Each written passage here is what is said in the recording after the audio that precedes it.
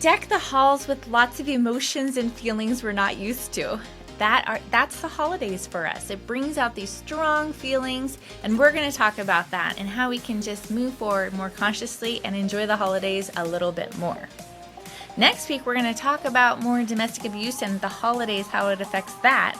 But this week, we're talking about hanging around with relatives and family and friends that we're not usually hanging out with as much, and ways to help ourselves, support ourselves in that sort of situation.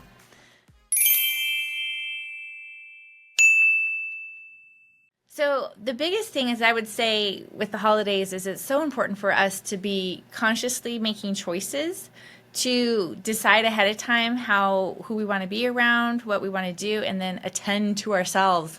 And that's the biggest thing, is that attending to ourselves, because it can be really depleting being around, just different people and the excitement and all of that. It brings out a lot in people. So we're going to start with number 1. Consciously choose how we want to show up this season. And I think that's just so important, to just pause and decide, like, hey, I want to show up this way this season. And that comes across with, like, we may have to have some boundaries around that, or we may have requests. And it's super important to know the difference between requests and boundaries. Requests is like, we can request things of people. We can't change people, but we can request things. And boundaries have more to do with us. It's like protecting our physical, emotional, psychological, spiritual space and who we are. And the boundary is about what we will do if something happens. And it's to protect us. It's not to control others, but it's about, like, us having a boundary to take care of ourselves.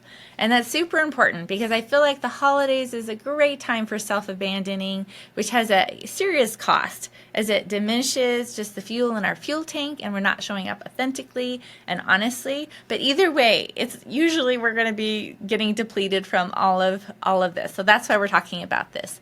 So requests and boundaries. Requests are super important because, again, we're requesting things of others, and there's ways of doing it, and I want to give you specific examples. So, for example, maybe we have Uncle Ethan, and whenever we're with Uncle Ethan, he talks about when we were chubby as a kid, and we have chubby as kid story, and he always does this. This is how Uncle Ethan is. A request would be like, I'd like to request we don't, after he starts about, remember how chubby you were when you were 11 years old, and you just say, I'd like to request we don't talk about how chubby I was as a kid. And then we just change the topic, or we ask him a question. And that's a great way to divert people, is to ask them a question. So that's an example. Another one is, for example, like, maybe my kids go on a binge to criticize a relative, and I can just say, hey, I'm not comfortable with this conversation. Can we please talk about something else? And I've actually had that conversation with my kids, because I just don't really feel like it's a worthy topic to be gossiping about others behind their back. So that's a request. It's like, hey, this is, I'm not comfortable with this. I request this, or can we please, whatever. That's a request. And then boundaries, and this is something like, as an overly kind girl, I had really very little latitude or ability to make requests clearly, concisely, from the heart, even know what I wanted. And then I definitely did not have the tools to do boundaries. And so we're going to talk about, like, requests and boundaries even more in future episodes, because it is such a powerful practice. And it's really a practice of self-love and of knowing ourselves, because it's hard to make requests and boundaries when when I'm disconnected from myself and I don't know what I want, or what things I'm, like, not going to be okay with. So the first step, for me doing that transformation, is really getting in touch with myself, and getting in touch with, where does resentment peak at, because that's showing me that something's usually been crossed, and that's something I need to, decide how I want to move forward with that. Boundaries, again, are there to protect us physically, mentally, spiritually, all the things. And they're very individual for different people. And again, we can't control other people, but we can control what we do. And when it comes to the holidays, I think it's super important for us to decide ahead of time on some things that we know that we're likely going to come across. For example, if we're used to going out with our girlfriends, for they're our high school friends and we go out with them for the holidays, and usually they end up getting sloshed. But yet you're not comfortable with that, or I'm not comfortable with that. I could just say or have a boundary that decide ahead of time. I can either verbalize it or not. And I could just say, I love hanging out with you guys, and if you end up getting drunk, no problem, and I'll get an Uber to go home. And so it's not controlling them, it's letting them be them, but it's also like giving yourself what you want and creating safety for yourself. And I just think that's so powerful.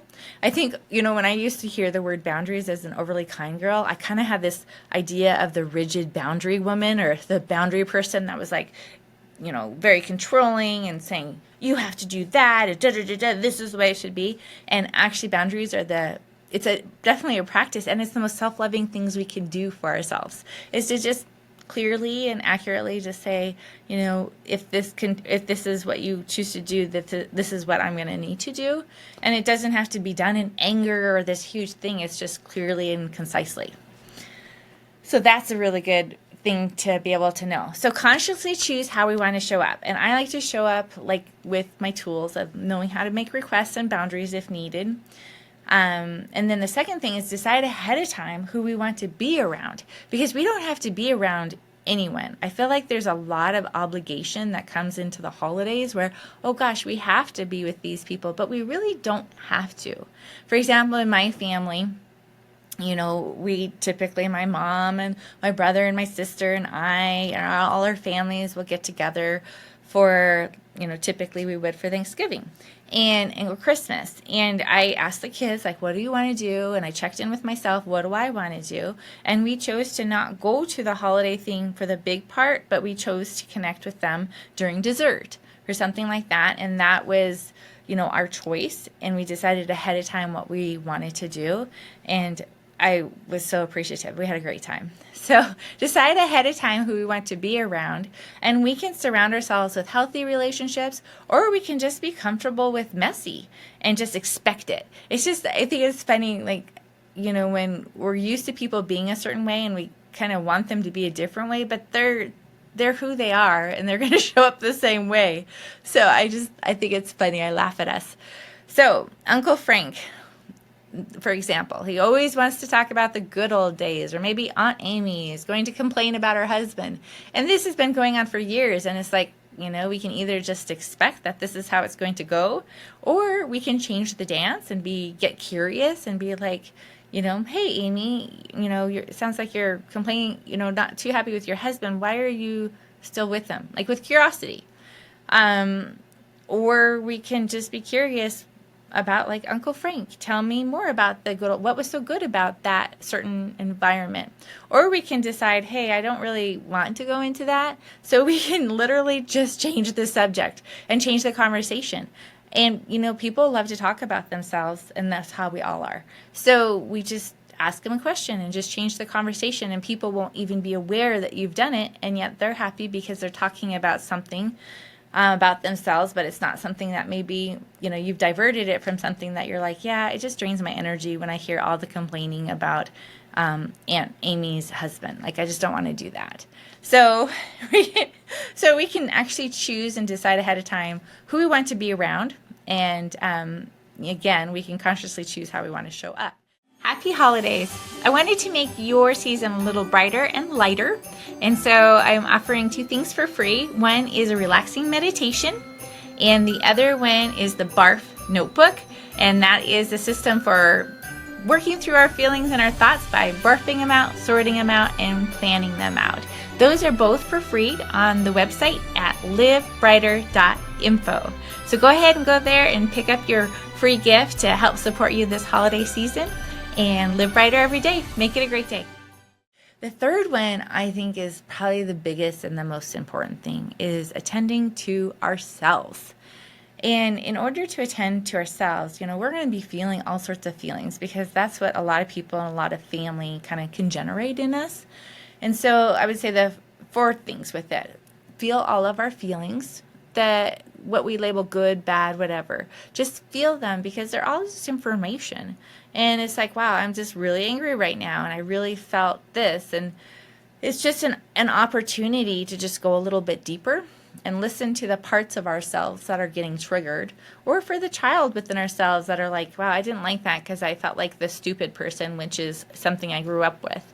And just listen to the child part in us who wants to be heard. And that's a great way to feel our feelings and give attention to ourselves.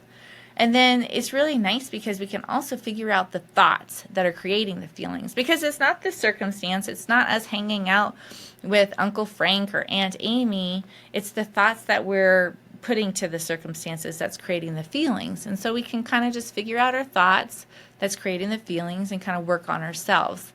And then just decide, do we want to keep those thoughts? Do we want to, work on our thoughts? Do we want to let it go? And then just really give ourselves self-care and love. It's challenging because it tends to be a busy time, but when we can even step back and just take a few deep breaths, or just get a little time to ourselves to fill our cup in however we do, it can make a huge difference, because it's going to bring up a lot of feelings and emotions, and the little bouts of self-care and love are huge. I want to give you an example of how this was put into practice in my life recently. So recently I chose to be around some extended family for a period of time, family gathering. And I decided ahead of time, like I chose how I wanted to show up. And I chose that I wanted to just show up with love and expect the messy and be okay with it. But also I chose that I wanted to be in my empowered version, so that if I really felt like I needed to say something, I could. But by keeping my cup full, then I could actually show up and not be, if I needed to say anything, I didn't need to do it in anger or anything, because I attended to myself. And one thing when it comes to attending to ourselves, or one little key thing I've mentioned a few times, is I look for HALT, which is hungry, angry, lonely, tired. And I'm very aware of these things in myself, because when I'm hungry, angry, lonely, or tired, or a combination, which is even worse, I'm not going to show up as my best version. It's difficult. So I really try to attend to myself in those ways, and HALT and take care of myself. And that's a great thing for the holidays. So, within the family that I chose to hang out with, I just expected it to be messy.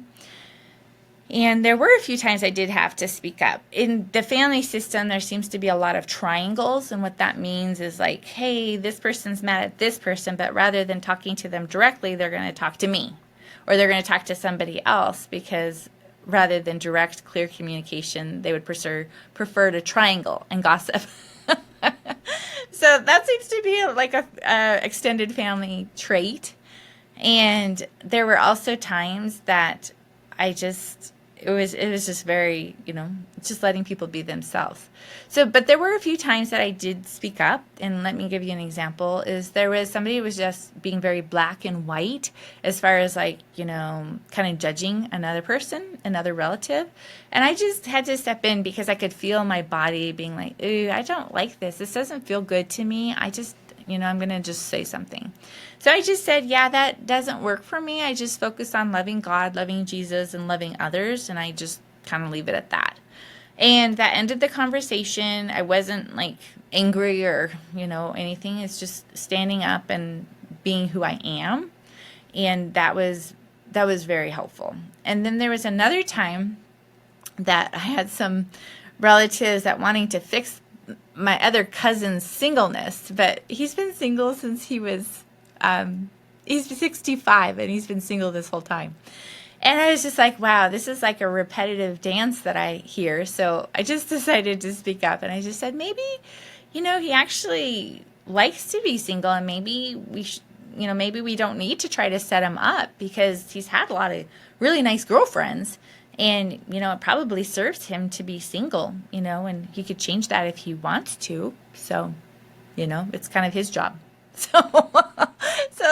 And I think they looked at me like I was an alien, because it was kind of the thing to get him taken care of. But, I just think people can be themselves. And if he wanted to change that, he could. So it was just very interesting. So just loving people and letting people all be shades of gray, because we all are. There's none of us perfect. We all have our weird oddities. I have my weird oddities, and just being okay with that. And then I had to take pockets to meditate, just even a short, I have a 10-minute meditation that I listen to, and it just calms my nervous system. Taking walks in nature, that was very helpful. And then just making sure my cup wasn't empty, because I can't show up at a place where I want to if I am depleted emotionally, physically, if I'm hungry, angry, lonely, tired. So that's what I chose to do for that season. And so that's just an example of how I put those things into practice, about basically consciously choosing how I wanted to show up, deciding who I wanted to be around, putting some, having some requests and boundaries, and that's okay. And then mainly attending to myself so that I could show up in the way that I wanted to. So for Christmas, there's a free barf notebook page, and you can go to my website at livebrighter.info. And you'll see the request for the barf notebook page. And again, that's that great tool that I was talking about, with feeling the feelings, figuring out the thoughts, deciding what you want to keep. And it's basically barfing out your thoughts, barfing them out, sorting them out, planning them out. And that is a wonderful way for us to help ourselves. So that's for free. Woohoo! And then there's also episode 58, which is Let Your Triggers Be Your Training. And that's a great way to take triggers and help us work on ourselves, which is really all we can do. And remember, again, halt. Hungry, angry, lonely, tired, then halt, stop, and take care of yourself. So we don't need to abandon ourselves for the holidays. We can actually prioritize ourselves and show up in the way that we want. So consciously choose how you want to show up, decide who you want to be around, and attend to yourself, and have a wonderful holiday season. I believe in you. Make it the best holiday season that you've had. Take care.